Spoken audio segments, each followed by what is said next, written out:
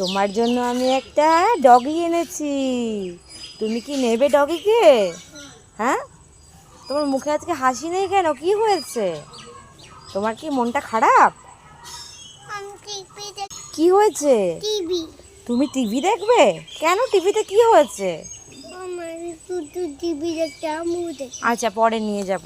আচ্ছা শোনো, তোমাকে যেটা বলবো, তোমার জন্য আমি ব্ল্যাক ডগ এনেছি। এই দেখো মাম্মাম, তোমার একটা বন্ধু এনেছি আমি, কুকুর। ভালোবাসতে হয় ডগিকে। তোমার ডগি।